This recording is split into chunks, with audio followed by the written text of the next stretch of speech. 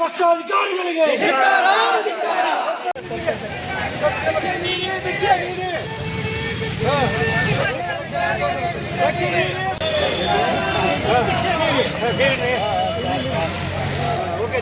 ನಯವಂಚಕ ಇದೇ ಇಲಾಖೆಯಲ್ಲಿ ಕೆಲಸ ಮಾಡ್ತಕ್ಕಂಥ ಹೊರಗುತ್ತಿಗೆ ನೌಕರ ಇವತ್ತು 8 ಕೋಟಿಗೂ ಅಧಿಕ ಹಣವನ್ನು ಲಪೇಟಿಸಿಕೊಂಡು ಹೋಗಿದ್ದಾರೆ.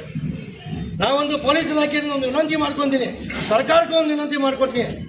1 ತಿಂಗಳಾಯ್ತು ಇವತ್ತಿಗೆ FIR ಆಗಿ ಅವನ ಮೇಲೆ ಕಾನೂನು ರೀತಿ ಕ್ರಮ ಯಾಕೆ ಆಗಿಲ್ಲ? ಅವನು ಯಾಕೆ ಬಂಧನ ಮಾಡಿಲ್ಲ? ಅವನು ಬಂಧನ ಮಾಡಿದ್ರೆ ಕರೆವಾದರೆ ಈ ಟೀಮ್ ಏನು ಜಾಲ ಇದೆ, ವಂಚನೆ ಜಾಲ ಬಯಲಿ ಬರ್ತೈತೆ. ಹಾಗಾಗಿ ಕೆಲ ರಾಜಕಾರಣಿಗಳು ಪೊಲೀಸ್ ಇಲಾಖೆಯ ಮೇಲೆ ಒತ್ತಡ ಇರ್ತಾ ಇದ್ದಾರೆ. ಈ ಕೂಡಲೇ ನಾವು ವಿನಂತಿ ಮಾಡ್ಕೊತೀನಿ ಪೊಲೀಸ್ ಇಲಾಖೆಗೆ ಮತ್ತು ರಾಜ್ಯ ಸರ್ಕಾರಕ್ಕೆ ನಾನು ಒಂದು ಎಚ್ಚರಿಕೆ ನೀಡ್ತೀನಿ. ನೀವೇನಾದರೂ ಇನ್ನೂ 2 ದಿನದಲ್ಲಿ ಅವನು ಅರೆಸ್ಟ್ ಮಾಡಲ್ಲ, ಸೀದಾ ನಾವು ಪೊಲೀಸ್ ವರಿಷ್ಠಾಧಿಕಾರಿ ಕಚೇರಿಗೆ ನಾವು ಮುಂದೆ ನಾವು ಧರಣಿ ಮಾಡ್ತೀವಿ. ನಿರಂತರ ನಿಮ್ಮದು ಇವತ್ತು ಒಂದೇ ದಿನಕ್ಕೆ ಮುಗಿಯೋದಿಲ್ಲದು.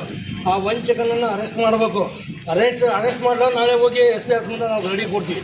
25ರ ಸಭೆಯಲ್ಲಿ ತೀರ್ಮಾನ ಮಾಡಿದಂತೆ ನಿಮ್ಮ ಮೇಲೆ ಸಾಕಷ್ಟು ದೂರುಗಳು ಬಂದಿದ್ದು, ಆಮೇಲೆ ಕೆಲಸನೂ ಸರಿಯಾಗಿ ನಿರ್ವಹಣೆ ಮಾಡದಿರೋದ್ರಿಂದ, ದಾಖಲೆಗಳನ್ನು ಸರಿಯಾಗಿ ಇನ್ ಟೈಮಲ್ಲಿ ಕಡತ ಮಂಡಿಸದೇ ಇರುವುದರಿಂದ, ಆಮೇಲೆ ಅಧ್ಯಕ್ಷರು ಮೆಂಬರ್ಸ್ ಎಲ್ಲ ಲೆಟರ್ ಕೊಟ್ಟು ಮಾಹಿತಿ ಕೇಳಿದ್ರು ಮಾಹಿತಿ ಕೊಡದೇ ಇರೋದ್ರಿಂದ ಪ್ರಾಧಿಕಾರದ ಸಾಮಾನ್ಯ ಸಭೆಯಲ್ಲಿ ತೀರ್ಮಾನಿಸಿ ಚರ್ಚಿಸಿದಂತೆ ಅವತ್ತೇ ಸಭೆಯಲ್ಲಿ ತೀರ್ಮಾನ ಮಾಡಿ ಇವ್ರನ್ನ ಕರ್ತವ್ಯದಿಂದ ಬಿಡುಗಡೆಗೊಳಿಸಿ ಕೊಪ್ಪಳ ನಗರಾಭಿವೃದ್ಧಿ ಪ್ರಾಧಿಕಾರದಲ್ಲಿ ಸುಮಾರು 8 ಕೋಟಿಗೂ ಅಧಿಕ ಹಣ ವಂಚನೆ ಆಗಿದೆ ಅಂತ ಈಗಾಗಲೇ ಎಲ್ಲಾ ಪತ್ರಿಕಾ ಮಾಧ್ಯಮದಲ್ಲಿ ಬಂದಿದೆ.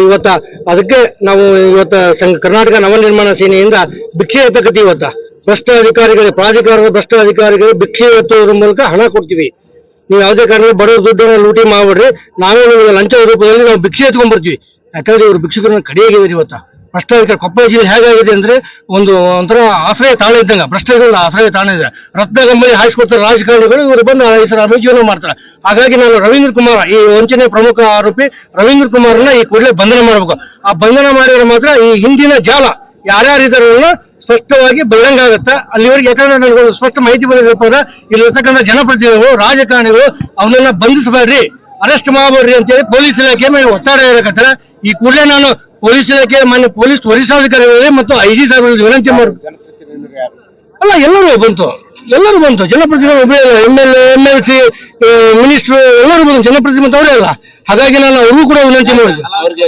ಯಾಕಂದ್ರೆ ಈಗಾಗಲೇ ಆ ವ್ಯಕ್ತಿ ಏನಾದ್ರು ಸಿಕ್ತಂದ್ರೆ ಅದು ಹಿಂದಿನ ಜಾಲ ಗೊತ್ತಾಗುತ್ತಾ, ಯಾರ್ಯಾರು ರಾಜಕಾರಣಿಗಳಿದ್ರು, ಅಧಿಕಾರಿಗಳಿದ್ರು, ಆಯುಕ್ತರಿದ್ರು ಅಥವಾ ಸಿಬ್ಬಂದಿ ವರ್ಗ ಇದೆ ಗೊತ್ತಾಗುತ್ತಾ. ಆ ಹೆದರಿಕೆ ಇವರಿಗೆ ಎಲ್ಲ ರಾಜಕಾರಣಿಗೆ ಹತ್ತಿದೆ ಈಗ. ಹಾಗಾಗಿ ನಾನು ವಿನಂತಿ ಮಾಡ್ಕೊಂತೀನಿ, ಈ ಕೂಡಲೇ ಆ ವ್ಯಕ್ತಿನ ಬಂಧನ ಮಾಡಬೇಕು. ಬಂಧನ ಮಾಡದ ಹೋದ ಪಕ್ಷದಲ್ಲಿ ಮುಂದಿನ ದಿನಮಾನಗಳಲ್ಲಿ ನಾವು ಮಾನ್ಯ ಪೊಲೀಸ್ ವರಿಷ್ಠಾಧಿಕಾರಿ ಕಚೇರಿ ಮುಂದೆ ಧರಣಿ ಕೊಡ್ತೀವಿ.